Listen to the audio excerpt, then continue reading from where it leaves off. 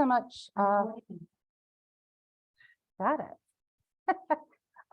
So I think if any of you have heard me talk or know me, I'm a pretty informal person. So if anyone has any questions about anything as we're going along, please feel free. I will try to kind of monitor the Zoom chat, but also please feel free to stop me and ask for clarification or questions for that. But thanks for having me. I enjoyed my 2-hour drive up from Fort Wayne. So I'm in a part of the world that is situated kind of in between Ohio, Michigan, and Indiana. So yeah, and we'll learn more about that in a minute. So when I think about social media, online, social platforms, we kind of think of it as this kind of like large ecosystem, right? So to me, it's kind of like being at like a Lady Gaga concert with like 30, 40,000 people and like what that feels like, or being at a Michigan football game with a couple, like 90 or 100,000 people. So and a lot of my formative work is centered in this, right? So how do we make sense of certain aspects of people's everyday life or lived experience on these online platforms? And we make assumptions and we learn about, how people talk about their online, talk about their mental health online. We can, make inferences about that. But what I've become increasingly more interested in is, do those assumptions that we hold, do those assumptions hold when we move from these kind of massive communities down to maybe 1,000 or 100 or 5 people? Like, what does do those trends, do they hold weight? If they don't, why don't they? And what can we learn more about putting the person back into that kind of understanding of social activities by centering them within the analysis instead of kind of open data in the analysis? So today I'm going to talk about 2 contexts of where I've kind of applied this human-centered data science approach. One was in eating disorder work that I did while I was at Georgia Tech and have continued working on at Parkview, and some of our newer work working with our post-COVID or long COVID or post-acute sequelae of COVID, whatever you call that kind of chronic ongoing health issues post the acute COVID infection, and kind of look at what are some of the things that we're seeing from both of those examples. So to give you some background of where this work is taking place, so Parkview Health is a not-for-profit health system. We have 9 hospitals. We have over 15,000 employees, so we're the largest employer in Northeast Indiana. We also have a behavioral health hospital that has both inpatient for youth and adults. And we have several within that 9 mix community health hospitals under our umbrella. We also have a physicians group of almost 1,000 providers with over 100 clinics, and we're on track to do about 1.4 million clinical visits this year on top of our inpatients. So when you think about health data and access to that, we have a very kind of rich and robust data or environment from which we can extract data for our studies. So if we think about the eating disorder example where I'm going to start, and social computing, we've done quite a bit as a field, everything from kind of detection, identification of patterns, which is where a lot of my work was centered, and characterizing that kind of content, as well as, how does deception play into this? Can we predict if people have an eating disorder based on what they're saying and how they're using platforms? But a lot of this work has focused mainly on large public data sets that we're able to pull. There's very little work that helps us to connect that to a patient that has a defined eating disorder, and then, thinking about, well, what does that look like, inspired me with some of the initial work that I did with Parkview. So in that study design, we were very specific that we did not want to just do interviews with patients. I didn't want to just use their EHR data, and I didn't want to just use their social media data, because I felt like there was a fuller, richer, more holistic understanding to be had going between all of these different types of data. So our inclusion criteria was kind of strict. So patients had to be stable, and by stable, that was defined that they had not binged, purged, restricted, or had any type of relapse within the last 6 months. They also had to be willing to give me all of their social media data history. So either downloading their entire Facebook log file, or, if they had an open Instagram account, allowing us to scrape that data. So as you could imagine, that was a deal breaker for quite a lot of people.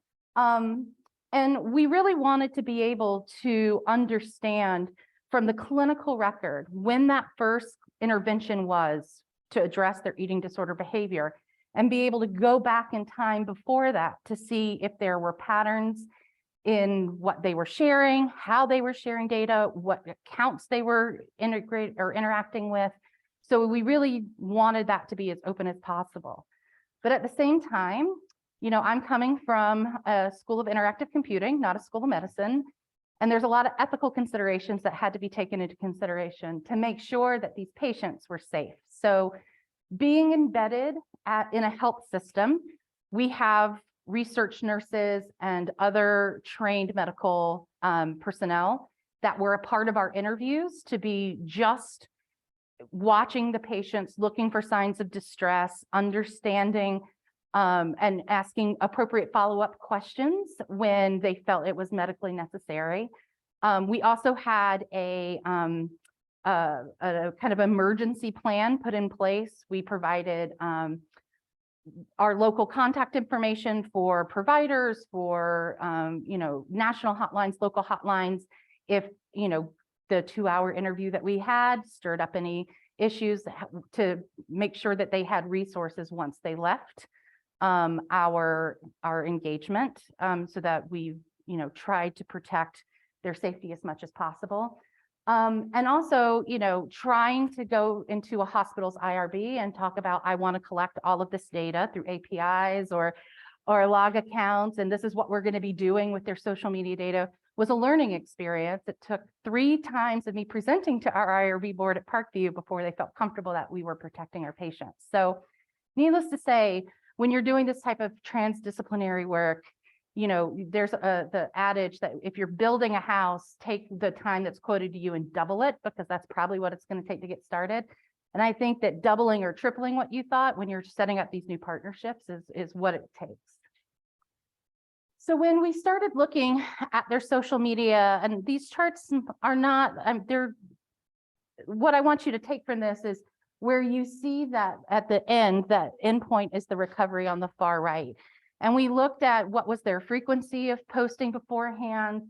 We also marked, because we had these in-depth interviews and we knew from their materials, their surveys and stuff, when they were doing life transitions, like starting college or having these other things. So here you'll see in the top, most of them, this was the start of their sophomore or freshman year of college.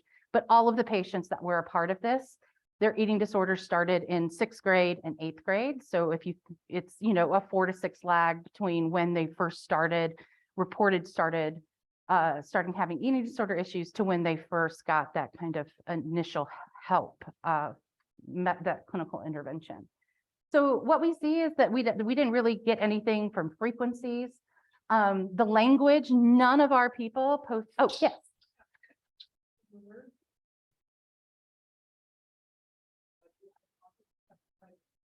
Oh, no. So they had to be at least 13 to be in the study. But through the clinic that we were recruiting, most of them were 17 to 24. All of our patients, by the time we interviewed them, were 18. Yeah. So in that way, they were able to share their electronic health record with us voluntarily and consent to the kind of invasive procedures that we asked of them to be in the study. But that's a great question.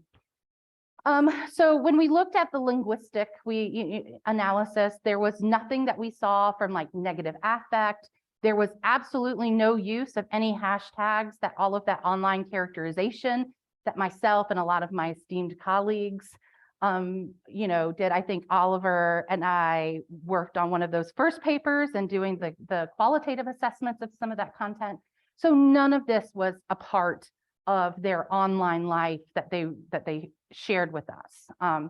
We asked if they had separate accounts for things. Nobody had separate accounts for eating disorder content.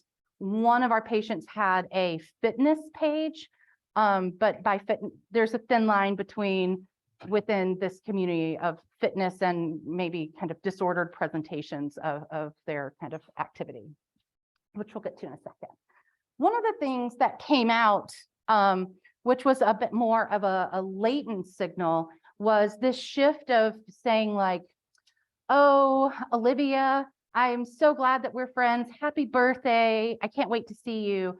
And then maybe the next year, it was just like wishing Olivia a happy birthday. So taking themselves kind of out. So that's what this kind of difference between internal and external in both, right? That we saw less of them kind of sharing their own ideas, their own thoughts, and it just became more kind of performative the closer that they got to that intervention stage. So you can see in the dark line, there were decreases on both of our case studies here. And then there was an increase of this kind of external only. So something that you're not going to perceive if you're just looking at snapshots of posts and you're not looking at someone's posts over time. So that was really important. And I should also mention that we did this with Facebook and Instagram because those were the two most popular during this time for these patients, not just looking at one platform.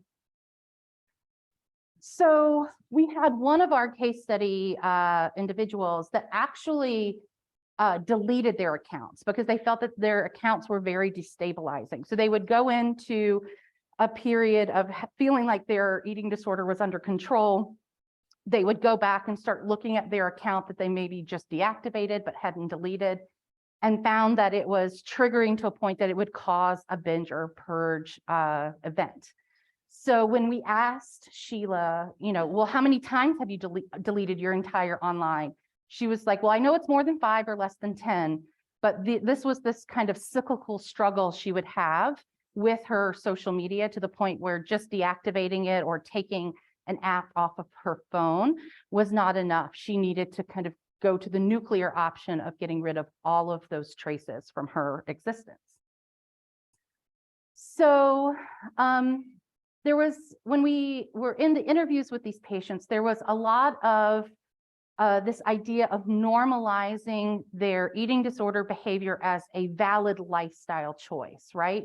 So, I mean, they understood, the patients understood that they were needing that negative reinforcement.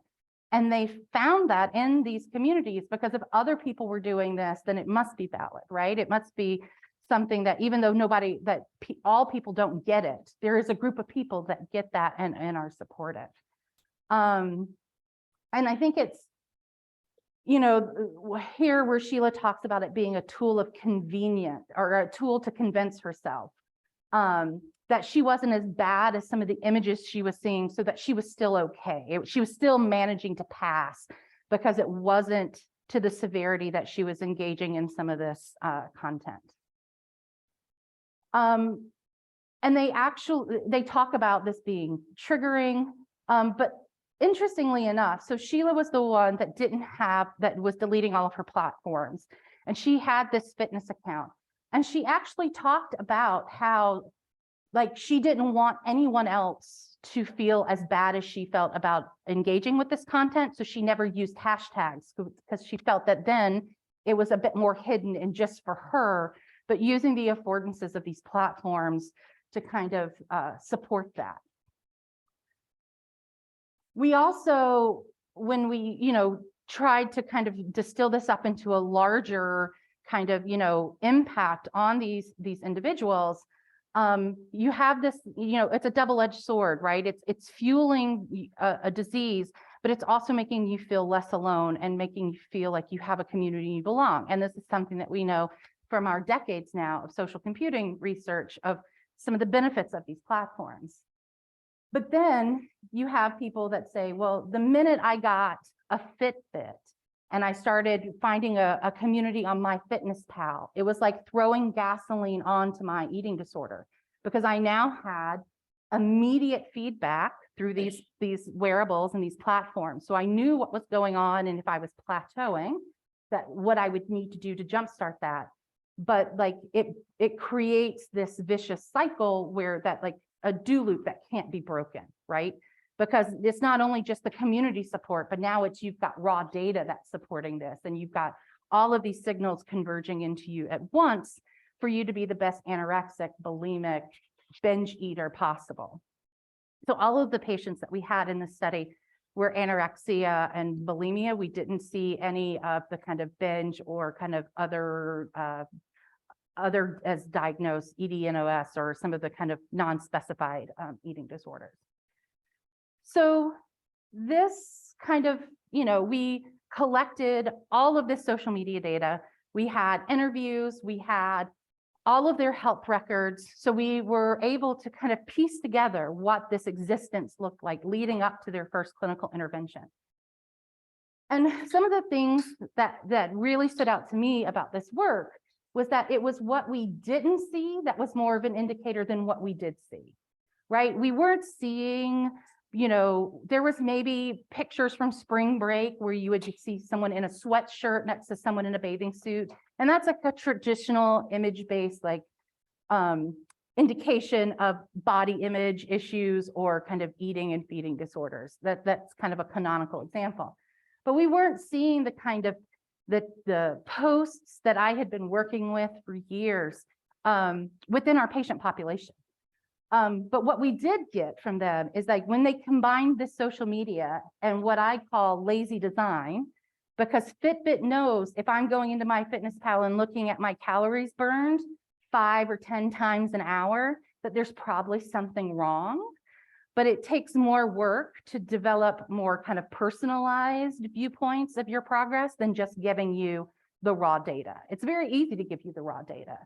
So if you prescribe to the Amy Bruckman School of Social Computing, this is, what we kind of talked about as lazy design, because there's better ways to provide that information.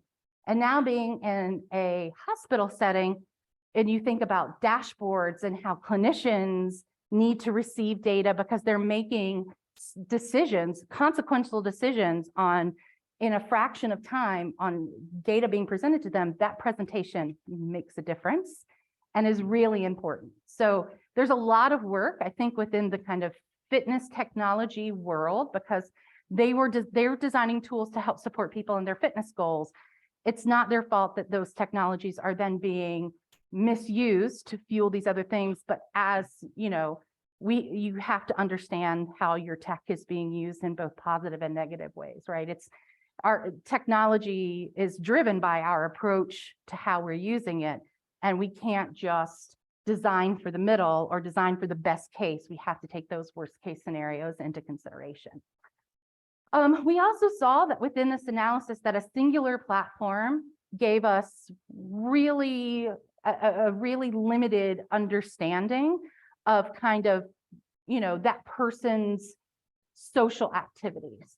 And in a lot of my work within understanding online eating disorder content, we've tried to do this across multiple platforms, because how I use LinkedIn versus how I use Twitter versus how I use Tumblr is very different. So I need to understand not everyone uses all 3 of those. Not everyone might use 1 or 2 of those. So trying to get a better understanding of those different platforms and maybe how the technical affordances of those platforms play in to people's expressions is really important. So that's kind of, what we found with eating disorder patients. So if you think about eating disorders, they're a mental illness. There's a DSM-5 code for it, which, allows medical professionals to bill for those activities. But do we see similar patterns and similar issues when we look at other chronic illnesses? So at Parkview, I was part of a team that was focused on helping from a data science perspective, give, every Tuesday and Thursday, giving updates for 2 years on where we were with COVID, what was going on with COVID. We were doing manual chart reviews for 12 months of this. So if any of you have ever seen an electronic health record, we are an Epic shop. So you can Google image Epic and you can see the kind of complexities of the data that can be put into that system. So we had myself, one other scientist, and 2 nurses spending, a couple hours every day for every patient in our health system that had COVID, documenting their movements in the hospital. Were they going from the ED to a functional room? Were they going into the ICU? Were they on a ventilator? And then if they were coming back into the health system, what did that utilization look like? Because that was also important. So in about end of July, early August of 2020, we started noticing these repeat frequent flyers, for lack of a better term, of people who had COVID, had been hospitalized, and were coming into all of these different, coming in to do like neuro, coming into cardiology, getting tons of really expensive functional tests like MRIs and echocardiograms, because they were having persistent long COVID issues. So this was taken at 5:30 this morning from, I lived on this dashboard, this Hopkins COVID dashboard for that period of time. And worldwide, we're right at about just under 640 million cases.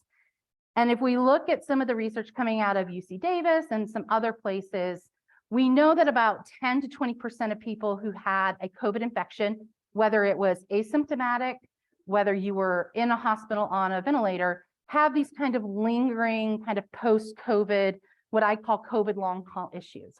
So if we think about what does an emerging chronic illness look like?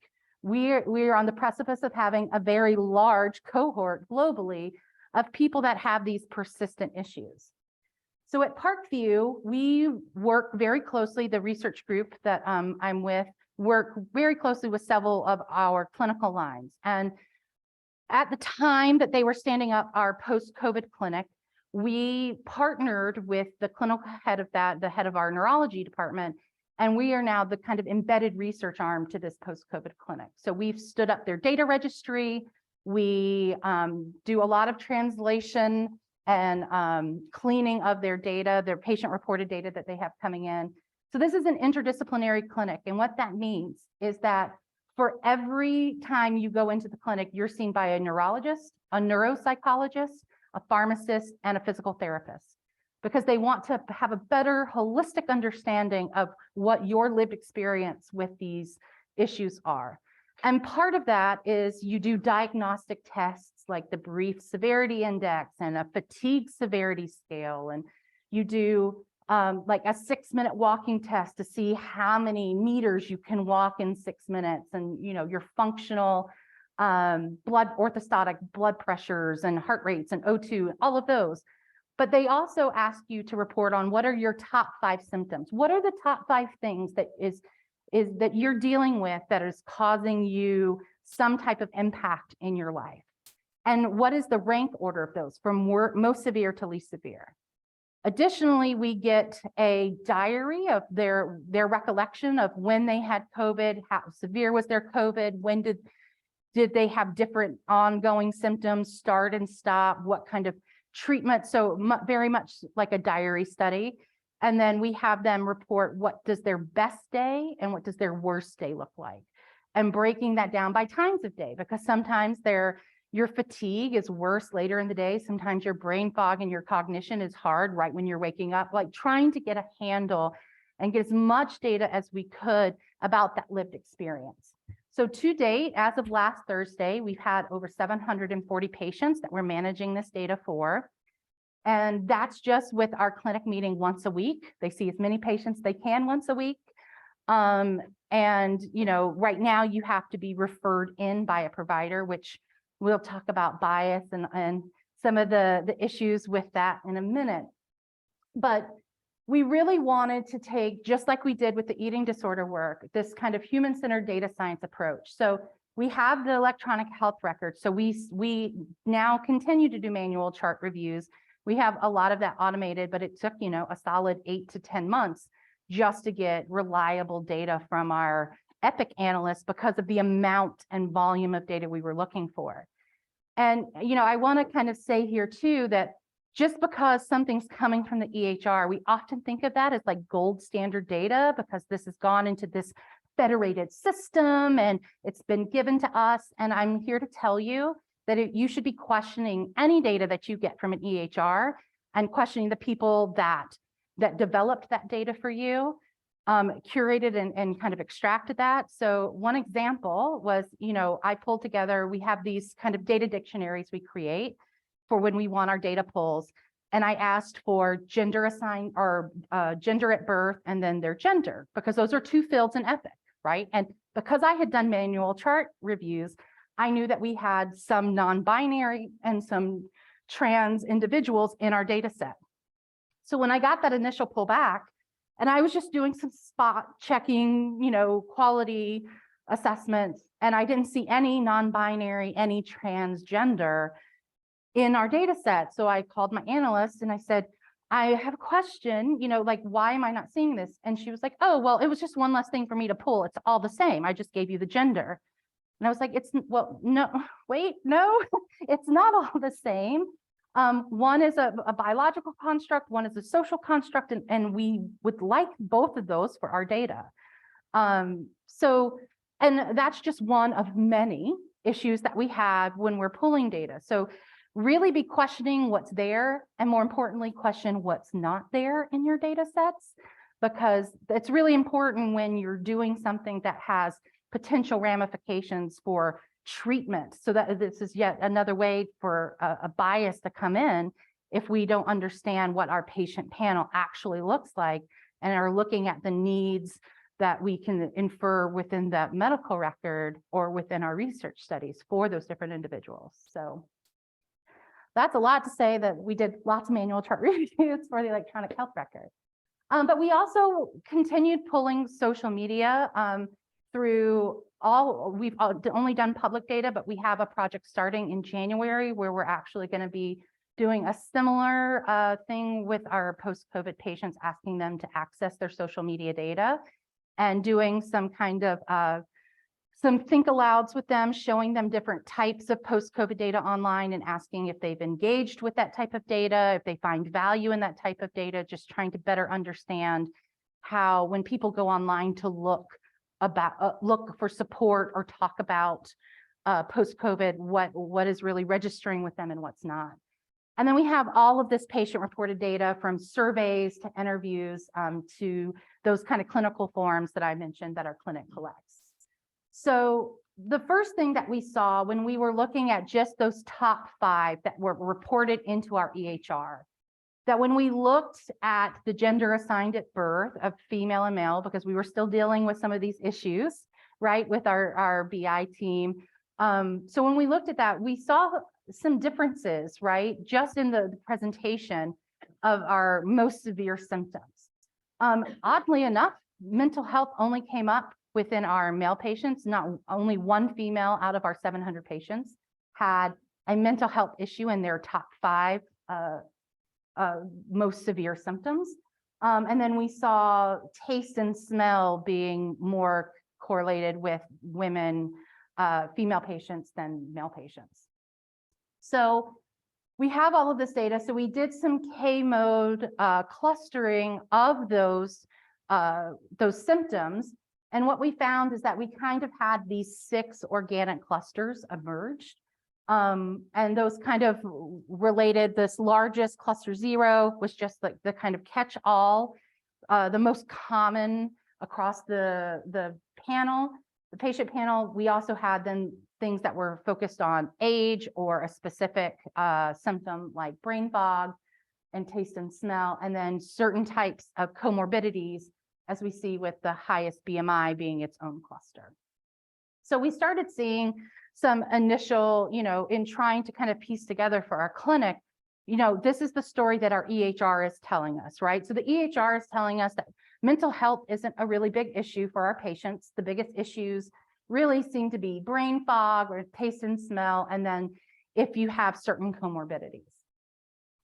And what was really interesting is like when you're controlling for some of those, you can start getting probabilistic outcomes of, well, if cluster 0 seems to be how your patient is presenting and their top symptom is brain fog or some type of cognitive impairment, then fatigue or this kind of unspecified diffuse pain. So like general body aches, not something that's like focally targeted. Those seem to be, you know, the kind of progression that we're seeing. So trying to kind of feed this data back into the clinic so that as they're thinking about modifying or evolving their treatment modalities, does the data help give them insights into what their patients look like?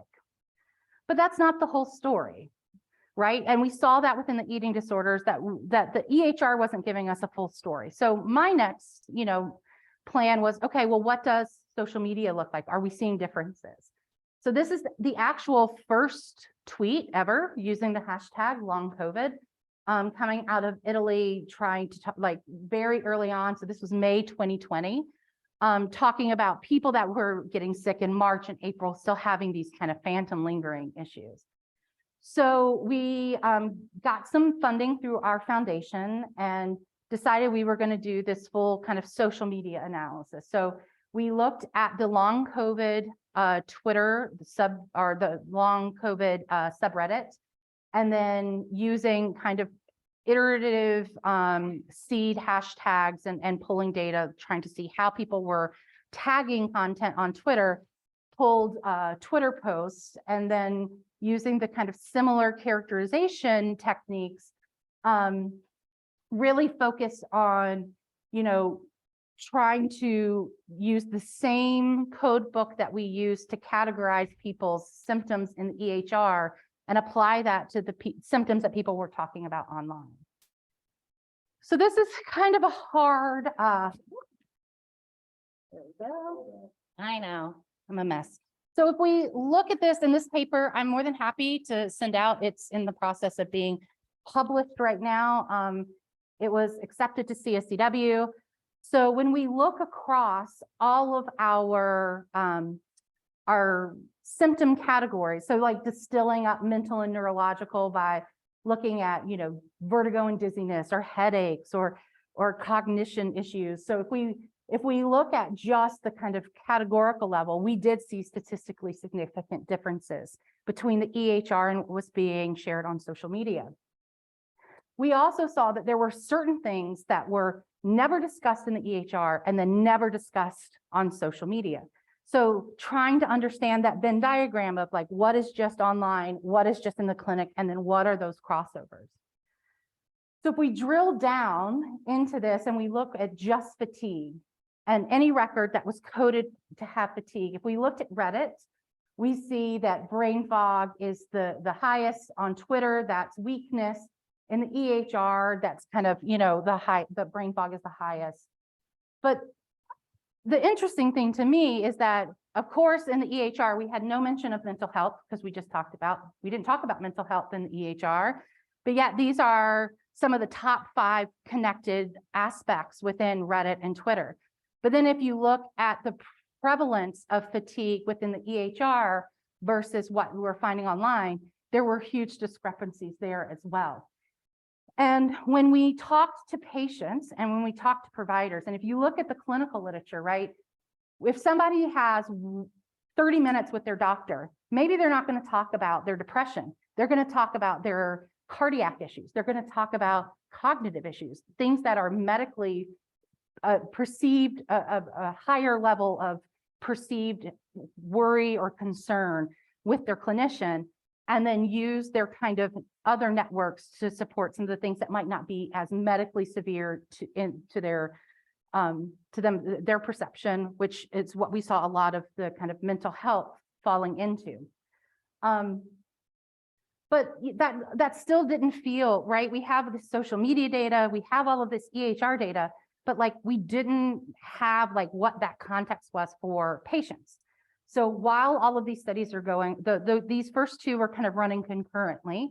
And then we devised a third study where we were just going to instrument a small number of patients. So we had 15 patients and we put a Fitbit on them. We did weekly surveys with them.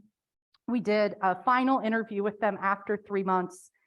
And then we took all of that data and fed that back to the clinical providers and asked them to think about and to kind of do, you know, think alouds with us about how this data could be clinically relevant, because this is all objective and subjective kind of patient data.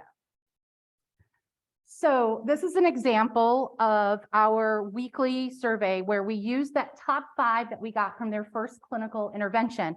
And then every week said, are these your top 5 symptoms? Is this still the ranked order? And what is your perceived, is that symptom getting better? Is it getting worse, or is it staying the same? And here, unfortunately, you can see for patient 11 here that things got bad for them throughout that 3 months. And we saw a lot of movement within the different symptoms that they had and the severity that they reported for those. We also, because we had their EHR, had what their aftercare plan was. So this person had quite a few things that we're asked to do. And as you can, we asked them, did you complete it? Did you make progress? Have you not started it? Or does this not apply to you? Or are you just flat out not going to do these things? So here we see that this person isn't going to do things like get an MRI or an echocardiogram or see a sleep specialist. And if we had not had interviews with that person, the assumption would potentially be, well, these are social determinants of health. These are really expensive studies. Maybe they don't have time or the money to do these. And during the interview, we did get that some of these things were expensive, but also that this person had followed up with their cardiologist and certain things had been taken care of. So parts of the care plan were being, told, like, discontinued for that patient. So if we hadn't had follow-up interviews to ask for every single thing that they said that didn't apply to them or they weren't going to do, there's room to make those assumptions. There's room to have those biases of, well, there's all of the things that they're not going to do are expensive, and the things that they've completed, are easy things. So like, what do we infer from that? Well, to me, you can't really infer much. You really need to talk to that person to understand. Almost half of our patients reported that they were not going to take the COVID vaccine. And when we asked about it, across the board, every single person who did not take it said that they could not handle one more medical complication, and they were very afraid that that vaccine was going to be a tipping point, so that in consultation with their doctors or specialists, that they were just delaying that. It's not that they weren't going to, it's just at the moment they weren't. So, there's a lot of nuance and complexity that goes into defining and managing kind of these kind of chronic illnesses. And, out of 15 people, 4 people had nurses or doctors flat out deny that they were having COVID long haul issues. And, which exacerbates some of those underlying mental health and some of these other things that are related when you're dealing with a chronic illness. And anybody that's had like fibromyalgia or chronic pain or any of these other kind of illnesses, that not feeling like you're being attacked for like, why aren't you better yet? I had COVID and I got better. Why aren't you? Or having a medical professional tell you that what you're feeling and experiencing isn't real can be really have serious impacts to your person. So in addition to the tracking of the kind of subjective, we did this objective. Now we can go back and forth on the validity of Fitbit data and how, it's non-specified as it is, but it's better than nothing. And it's better than having a patient come in and run a $3,000 sleep test for a 2-day period.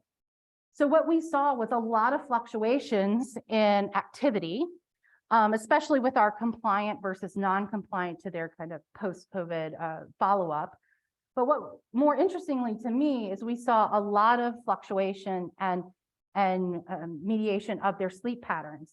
And if we're not allowing ourselves to get into deep sleep, that's the restorative nature of our sleep cycle. All of the patients that we saw having negative and worsening symptoms throughout the 3 months, all of them were under 10% of their sleep was deep sleep. And depending on where you're looking, clinically, you should be between 15 and 20% of your sleep should be deep sleep, ideally for restoration. So there's going to be more work that we're going to be doing with some more sophisticated sensors to really understand what are some of these kind of biometric components and how does that feed in, as well as kind of some genomic testing. So I think it's really important when we're talking about kind of your everyday health and wellness that we're looking at the convergence of some of these data streams and what that means for us from a characterization of this kind of emerging chronic illness. So, you know, through social media, we were uncovering some of the things that we weren't seeing clinically. But then because, you know, we have the EHR, we can look to see what those encounters are to see if they're getting support for other things. And I will say that the mental health sticks out to me quite profoundly, because during this 3 months, 3 of our 15 participants were hospitalized for suicidal ideation or an attempt. And those were all because of their post-COVID symptoms. So we did not know this until we did their final interviews. And I tend to think that I'm a pretty good interviewer, and I've never cried more and offered like love and support more to people that were being very open and honest about how the lack of support they were getting from their medical treatment teams, their peer networks, the loss of identity because they no longer could work, because they no longer could parent. We had one individual that was dealing with some other complex health issues, and at 27 had to go into an assisted living home, and what that did to her dignity and her sense of self. So when getting back to that eating disorder study, having those kind of you know, emergency plans of like when someone tells you these things in interviews and how you deal with that is really important. But these were, even though 3 of our 15 people were hospitalized, none of them talked about mental health as being like their top symptom or issue that they were dealing with. So we would have never known if we hadn't done those interviews of just that kind of secondary and tertiary effects that these physiological issues were having, and how people were not getting support through their online networks or their in-person networks. And I think, you know, I mentioned being able to kind of connect this back as we learn more about what post-COVID is. How can we take what we're learning in these online platforms through user studies, and instead of just not saying, okay, well, I've published this, I'm done, but really pushing that back into practice and care to try to have people that are working on the front lines of these understand those different dimensions that they might not be seeing clinically, but that we're seeing when we start piecing together these signals from different platforms and different kind of areas of people's life. So from here, the major findings, of course, is that the data streams, each data stream provided a critical clinical insight that we wouldn't have had if we were just doing EHR, just social media, or just the patient engagement. And this last point is something that, like, I don't know if I fully believe in, but like I'm putting it out there to kind of to test my own you know, my own thoughts around this. But that is social media, you know, is it able to serve as a health proxy? And what I mean by that, like, there's definitely valuable things that we can get at a population level from these platforms. But going back to that study with the eating disorder patients, if our studies aren't developed in a way to pick up those kind of more latent signals, if we're just looking for the kind of bright, flashing, shining thing, and then, you know, expanding our knowledge around that, who are we leaving out? Because only certain people or certain types of users are activated to engage in those type of activities where it makes it easy for us as researchers and data scientists to evaluate. So I leave with some open questions to the community that I'm super interested in and will be doing more research in, and would love to partner or work with people that are also interested. But this idea of who are we missing using the current kind of computational best practices that we have for identification and prediction.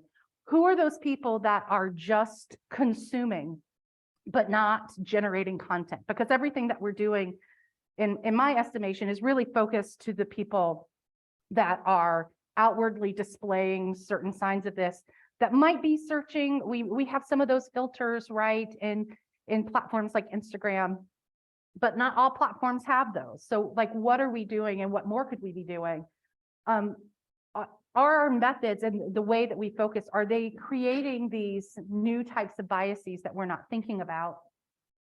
And then do those biases lead to even more healthcare disparity? We know that there's disparities within the US healthcare system. And as we're trying to work more closely with healthcare providers and do that type of translational cross-functional work, keeping those kind of disparities in the back of our mind are really important.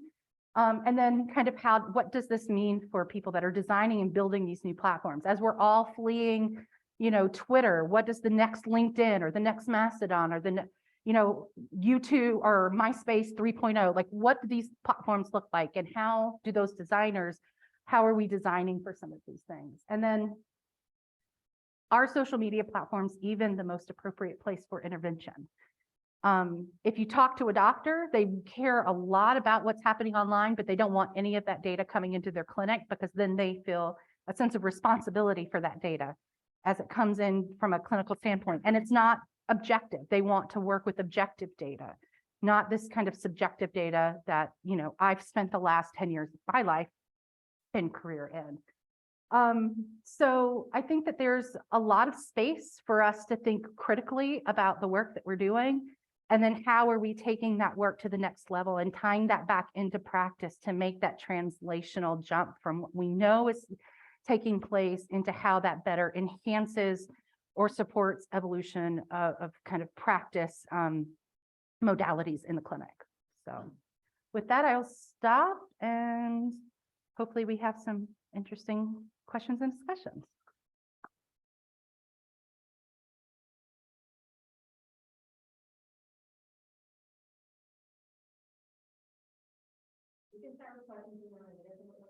Okay, great. Yeah. I know these were small end studies, but did you try to get a variety of ages or socioeconomic status or race? So for this the last one with the PostCOVID Clinic, we got a stratified sample from our clinic. So our clinic is mainly middle class, white women, because those are the people in our community that are doing follow-up with doctors and getting referred in. But we know those aren't the only people that are struggling. So we did have a nice split of gender. We did have some integration of different socioeconomic levels as well as ethnic levels. So that study is being replicated with 200 patients starting next year. So that's where we're going to be pressure testing some of these baseline assumptions with a larger cohort of our patients. But yeah, that's problematic. And then with the eating disorder study, I mean, we had 63 people screen in, and only 3 people were willing to give us their social media data, which is understandable. I mean, I don't know if I would be willing to do what I asked of my participants, which is also kind of an ethical issue as well.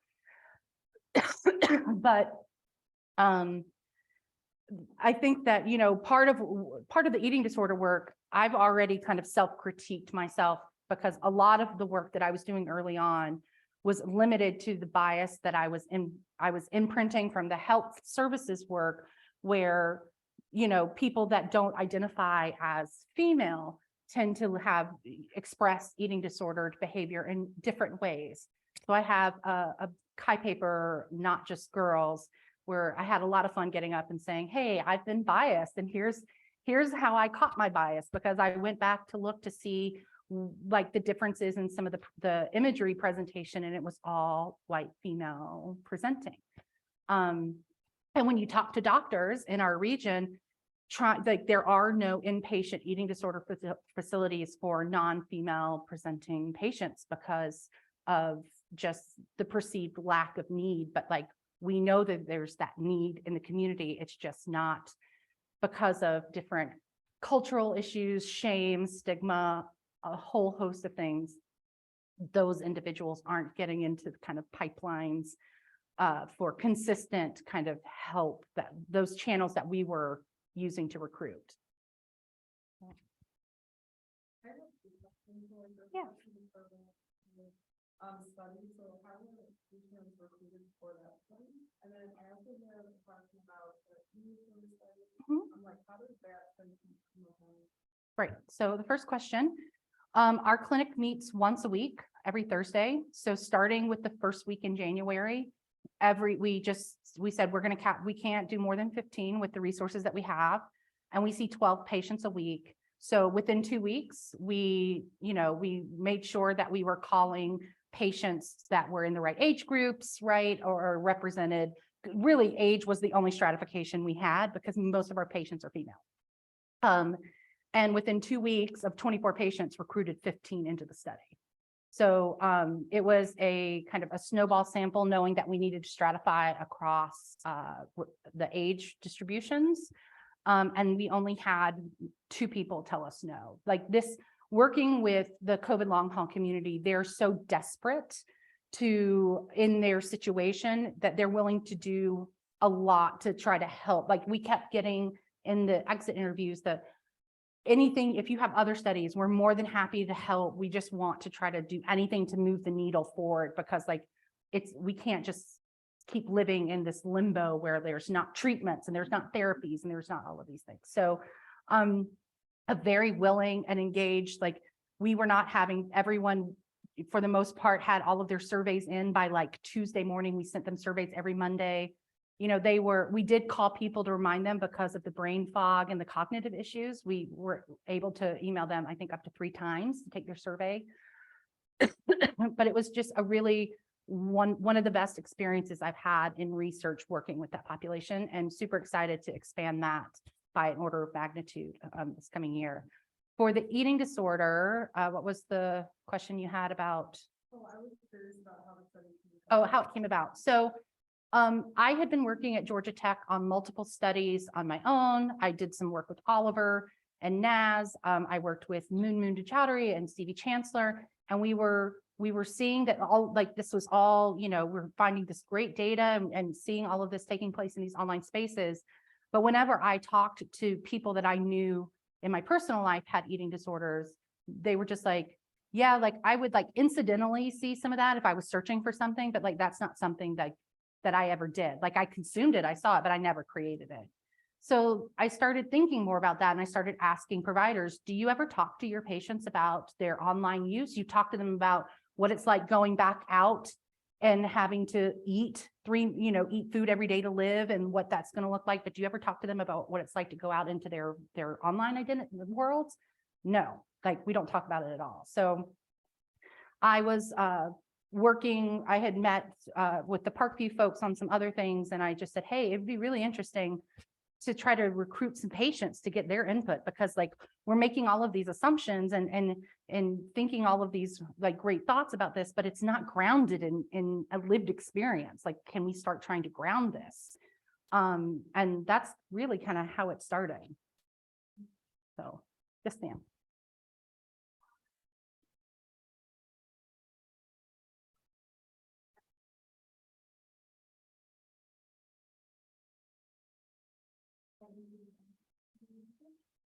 I guess I'm curious whether part of the results reflect the fact that people not their physical conditions to attention to different ways to use the platform. And to be concrete, what it is like, if you're talking about like mental fatigue, mental health versus fatigue, like yourself to like other people online versus your doctor. I think another example of this is, I don't know, like as you learn to be like a better advocate for yourself as a long term, the way that you use language to describe what you're going to do. So I'm just curious like how that plays. So we're writing that paper up for CCW in January. So more to come. Watch the space. What we found is, because we were capturing that initial, right? Like we were taking from like when the subreddit, especially the subreddit, right? Where you had people actually getting in depth and being very kind of descriptive about their experience. That started back in May of 2020. So like everyone like had no idea what was going on, right? You could definitely tell when there were medical professionals talking about their symptoms. You could definitely tell when people were talking about not themselves, but things about their kids or their spouses. So one of the things I didn't mention is that for that analysis, we filtered out anyone that wasn't talking about themselves. Like if they were talking about, anything that not connected to them, that we could tell, that was filtered out, because we wanted to get that like first person experience to try to map that to what they were doing in the clinic by sharing their top 5. But there was definitely differences between Twitter and Reddit in what was being shared. And I think that that's where, you know, having a mixed method approach where you can actually ask someone who's posting these things, what were you thinking when you posted this? What were you thinking when you read this? Like trying to have people give you more context instead of inferring is kind of where I'm really kind of focused, because I just am concerned that a lot of the work that I've done and that a lot of my esteemed colleagues have done haven't really centered around the individual. It's centered around the concept. And I think that like centering towards that individual is really where we need to be going. Was there a hand over here? I know. We good? Be done? Awesome. So You sure can. So we'll wrap up the questions there. But join me in thanking Dr. Jessica Pater for her talk. Lots of interesting questions about data and ethics and health. Remember on 12/5, we'll have another MISC session, and so enjoy your Thanksgiving break. Thank you.